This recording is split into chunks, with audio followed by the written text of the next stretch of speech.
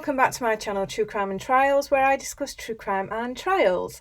My name's Lindsay and I'm bringing you another Durst trial witness video, and I have two quick ones on this one. And first is Catherine Piermattei, not sure, sorry if I'm saying that totally wrong. So the testimony starts with going back to 30th of November 2001, specifically at noon in a store in Pennsylvania. I think it's at a Wegmans. Catherine was working at the store at this time as a loss prevention division manager, and she had been working there for approximately 10 years at the time. Catherine was responsible for the security operations, training and personnel. On that day, Catherine was training a new security employee, and at noon that day, she says she was probably in the office and was most likely looking at the store security cameras. So they show her a clip of what for her to confirm that that's the store and that's what she saw. So we're about 7 seconds in. Do you recognize what we're looking at? Yes. How do you recognize it? Because it was a... And as you can see, it shows Bob in the store opening a packet of Band-Aids and just taking one, putting it in his pocket, which is theft, and then he's seen taking a chicken sandwich and I think a newspaper and walking out of the store.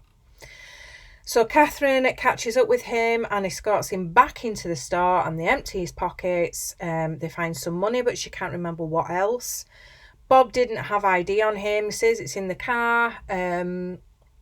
They wouldn't go back to his car, and without ID, the policy is to call the police. And this footage is, for some reason, skipping around. So I'm trying my best to piece it together, but that's the bulk of the state testimony. So the cross-examination is saying that Bob was very cooperative, and the Band-Aid he had taken, he had put on his face. I mean, this guy is just so weird.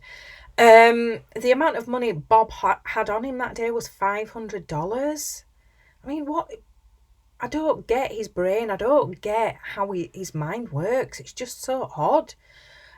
She never felt threatened by Bob that day.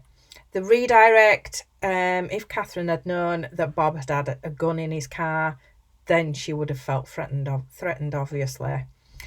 So next up is Dean Brenner, and he was the patrol officer that came to the store that day.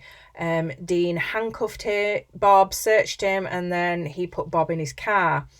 They got to the station and Dean asked him the usual questions, but when it came to Bob's social security number, Bob had given a different number to what was written on the sheet in the store. Dean ran both numbers, and the one Bob had given Dean was a real number, and then obviously it flagged up that he was wanted in Galveston for a homicide. So there we go. Nice quick one for you. So I'll be back with more in the next video. So until then, bye for now.